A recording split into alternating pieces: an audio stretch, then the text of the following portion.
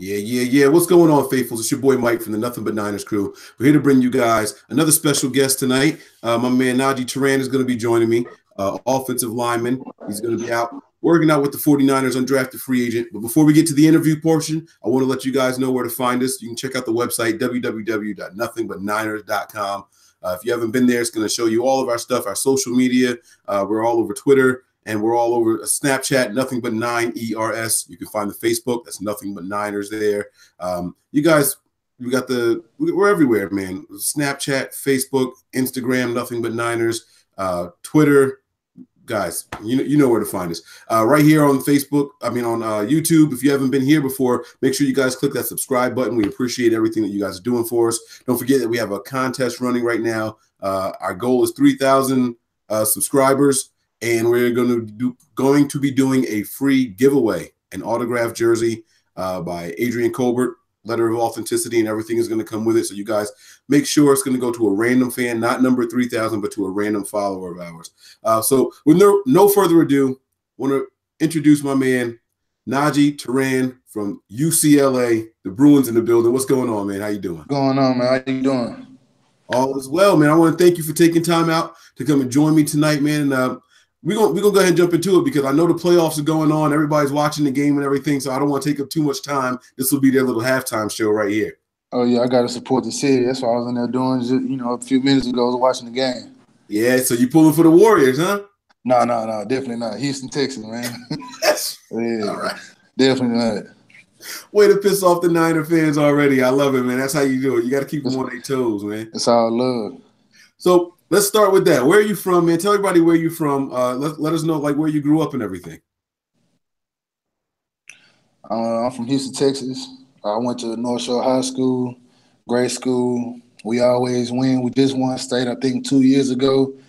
Always go deep in the playoffs, and I just love playing, supporting my city, Just that's why I'm here watching the game right now. All right. Hold it down for Houston. They do it big in Texas, so that's what I like to hear. All right, so we're going to start with your collegiate career. We're going to work our way up to the present time. Let's start with 2014. As a freshman, you were actually a starting offensive lineman. Is that right? Yes, sir. As a true freshman. So what was that experience like? Take me through it. You're making your transition from high school to college, and you get in there. You're in UCLA. I mean, I'm sure that, it's big names, bright lights and everything. Were you nervous? How was that transition?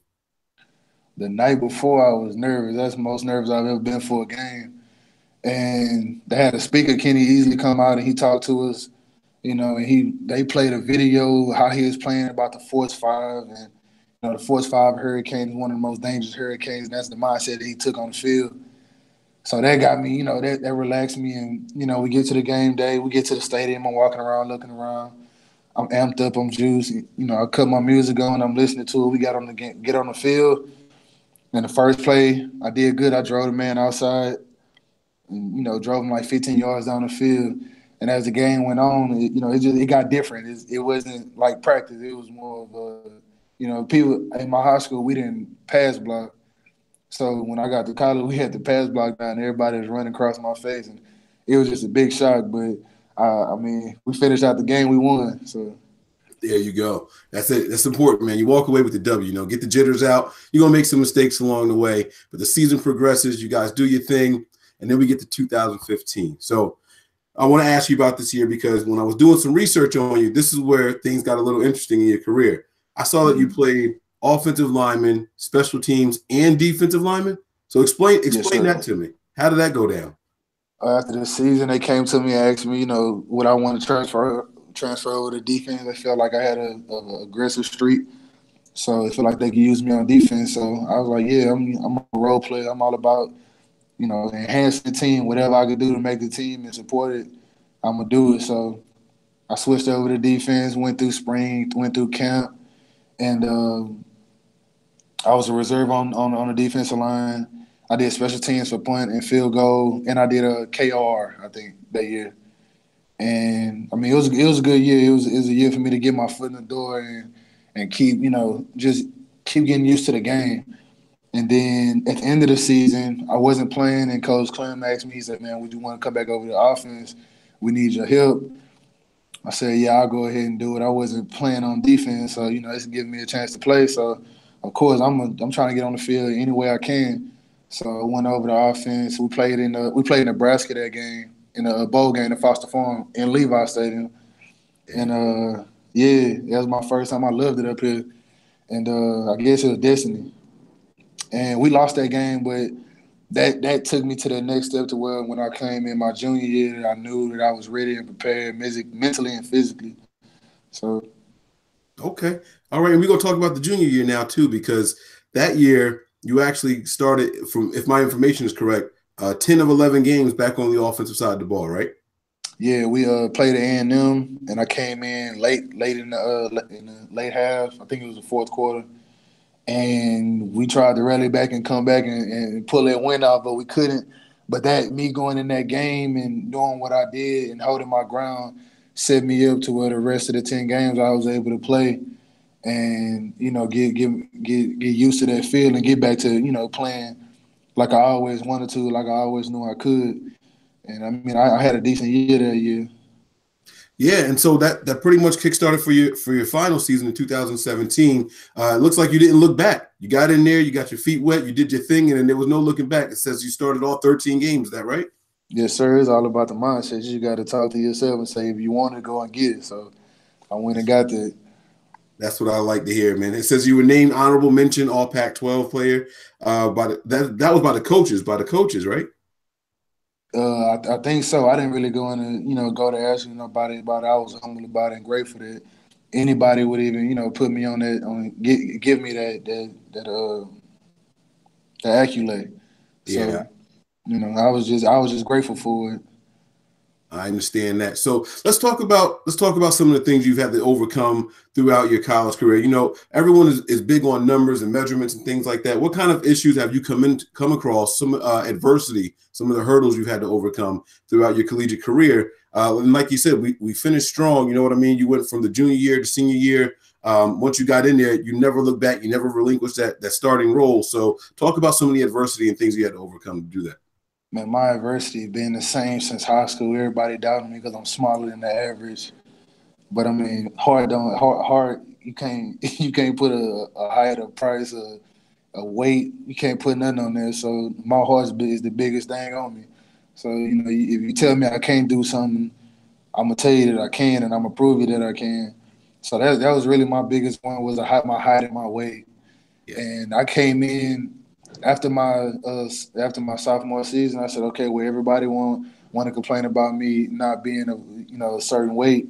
I can't change the height. I can't stretch out, but I can change the weight. So I went worked out twice a day, every day, eating good. I went back home and got some good oxtails and that boudin and everything back home in the South. So I came back. I went from being 275 to 295. And that boosted me just a little bit more. Then senior year came in, I was 305, and I lost weight throughout the season and throughout camp. So, well, that's been my biggest adversity is that that's I can say that's been my biggest one. Okay. Yeah, and like you said, you can't do anything about the height, but you can affect the way you play. And I like that, man. You got to have that Definitely. mentality, that go get it. You know what I mean? So I like that. Very, very good. Very good. Now, here you are now. What's the height and weight in it? Well, you ain't got to worry about the height. It's 6'1" still, right? Yes, sir. Yeah, Okay. I'm 6'1", 310. 310. All right, my man, holding it down. So I like that. Now you get out there. You don't get drafted, and you're an undrafted free agent. You could choose where you go. Why the 49ers? I had a connection with Coach Benton when he came down and worked out with me, Scotty, and Chris. I mean, it's me, Scotty, and Colton. And he was just cool. He was just wanted to coach you, wanted to see how you can move, and really just wanted to know how you were as a person. Now it wasn't just about football; it was about you as a person. So, that's why I really connected with him, and I decided that this was the best option for me. Plus, he called me and we talked.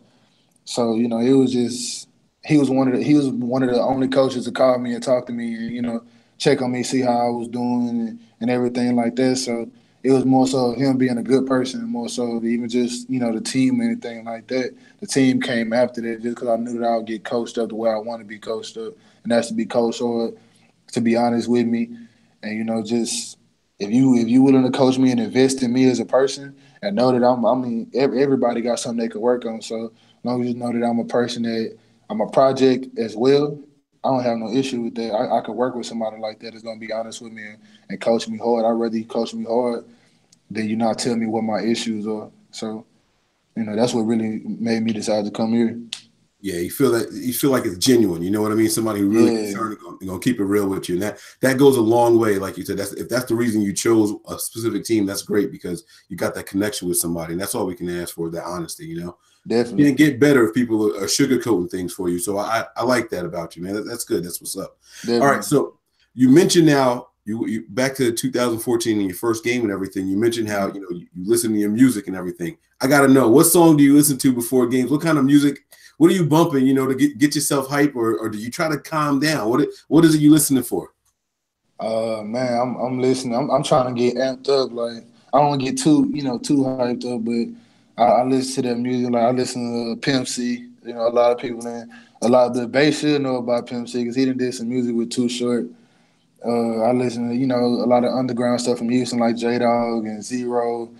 Bun B, Scarface. I listen to a lot of old school music. I'm not really too fond of that new music they got going on now.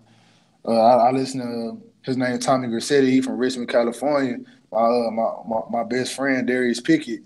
He put me on him, man. So I listen to that, get my mind right before the game. So shout out to Richmond for getting me my mind right. And I always shout out to Houston. We always got to keep it slowed down. Nice, man. Nice. You said Scarface when he had this album out that I love, Last of a Dying Breed. I don't know if you ever listened to that one. That was one of my favorite albums, man. I love that album. But definitely. Right, so you're here now. You've been through the rookie mini camp and things like that. You got a lot of stuff going on right now. What's the transition been like from UCLA now and in the locker room? I know you played there in Levi's before, but now you're there. You're a part of everything. What's the atmosphere like for you? What's the biggest difference you think? That you're an NFL player. That's the biggest difference, that you're the NFL player. So far, it's really just been the rookies. Now we involved with the vets. So, we just had a first meeting, the first practice with the vets today. So, the biggest transition just been realizing, trying to take in that, now you're an NFL player, man. Like, you made it to the big stage. You always talked about it, but now it's really here. So that's been my biggest transition. But as far as like the mindset of the team, the mindset of the coaches, and what they want to do, they football coaches, they football players, and everybody want to come here and work and make the team and impact the team in any way they can. So, the atmosphere is great. All the coaches they nice. They talk to you. The people around here are nice. Everybody kept telling me, like, man, you're gonna love it when you get to San Francisco. I didn't really see the big hype until I got here. It's just like, it's a football team. Like, but when I got here, it was a complete difference. It was something completely different that you didn't experience. So I love San Francisco right now. I love the 49ers. Good shit. Good stuff. You good. You can curse, by the way. You can curse, but I didn't mean to let that slip out. Nah, you good. But so all right. So listen, man. Listen. You said you just had your first meeting with the veterans. Y'all going to be getting on the field, I'm assuming, at some point, practicing against these guys and things like that. So listen, they got some big ass defensive linemen. They tall, man, 6'7", 6'8". Don't let these guys intimidate you, man. You got to go out there and hold it down for us. I'm going to be pulling for you, brother. I really want to see good things from you. So I'm going to be reading the reports and everything. But before you get to all that kind of stuff, before we talk about your expectations and everything, I want to take one more trip back through college. I want to talk about a career highlight, one of your favorite memories. It might not even have to be something that you necessarily did, but a play or a game or something like that, something that was special to you that you're going to hold on to for a long time. And seeing Colton Miller get him we had a trick play this year when we played Kansas State. And Colton Miller, our left tackle, he with the Raiders now. We threw him the ball, and that's my biggest highlight because no O-lineman never gets in the pub, and Colton got his. So, big man with the ball. We didn't make the play happen, but he still got his pass. He got to run his little route. Got his opportunity, yeah, man. Stuff like that. Everybody loves when that happen because it makes highlights for years. You know what I mean? The Niners had a play where Joe Staley did it. You know what I mean? He caught the little route and ran it up the left side. People love that kind of stuff. Like you said, it don't happen too often. So when it does, it gets you hyped up for sure. Absolutely, absolutely. So, all right, we're gonna have a little bit of fun real quick, and then I'm gonna let you go. Okay. I'm gonna ask you some silly questions. All right. Now, one of my favorite things to ask people is their guilty pleasures. All right. So I text you what mine was. We don't need to rehash that again. You know, I got this little thing with Beyonce's "Get Me Body," but I want to know a guilty pleasure, something that like if people, you just can't help, people ain't around or whatever, or even if people are around, like I just got to do this, or I got to say this, or I got to, whatever it is, a guilty pleasure that people might not know about you.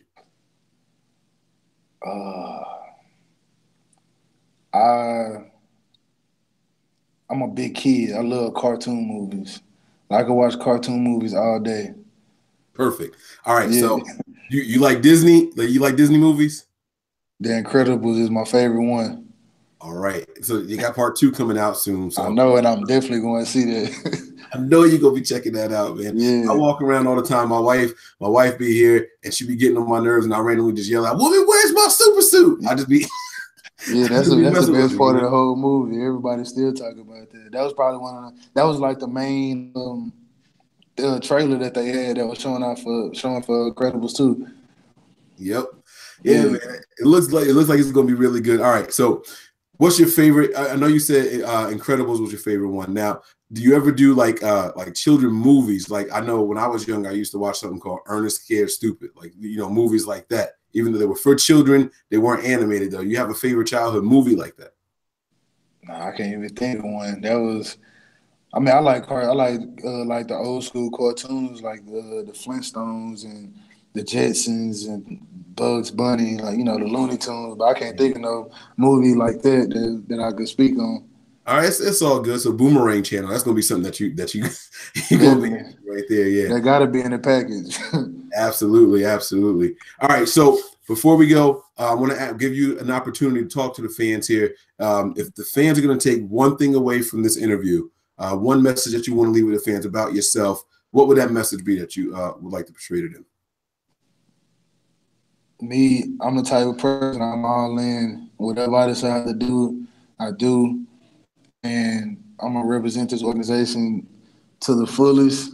I'm an all-in type of player. Whatever they're going to ask and require of me, I'm going to do it to the best of my ability and try to even surpass it. That's really just, I'm loyal. So if I'm a 49, I'm an all-in 49er. Love it. Absolutely love it. All right. And I'm going to leave you with this real quick. I'm going to give you a little riddle, all right? Okay. It's a little joke. See if you can figure this out. How do you fit a 3,000-pound person into a Volkswagen Beetle? All right. Now here's your clue. You got to think out loud for it. Okay. You take the F out of if and the F out of way. F out of way? I don't know. Say it. You thinking it? Say it. The F out of way. I don't know. Come on, you got it. It's right there. I know you could. You just got to say it. It ain't no wrong answer. You said take the F out of if and take the F out of way? Yeah. The F out of way? Nah, that's over my head. You're supposed to say there is no effing way. I like that one. I might use that in for my joke tomorrow. There you go, man. So there you go. I hope I gave you something that you can use, man. Thank you so much for joining us, man. I really, really appreciate it. Give people your social media really quick. The way people can follow you, man. We got to get your followers up. Yeah, I know. My followers on the gram. Yeah, Niner Empire going to get behind you, man. We're going to get you some followers and everything, man. We're going to promote this. Najee Toran. That's really what it is. My first and last name. I take pride and joy in there. So everybody go out there and y'all type in NajeeToran. Give me a follow and I'll follow back. There you go, man. Najee, man, thank you so much, brother. I'll be wishing you luck. I'll be watching for you and everything. Go out there and kick some ass, all right? Thank you. Definitely. Appreciate you. No problem. Faithful, unite. Yes, sir. Oh, yeah.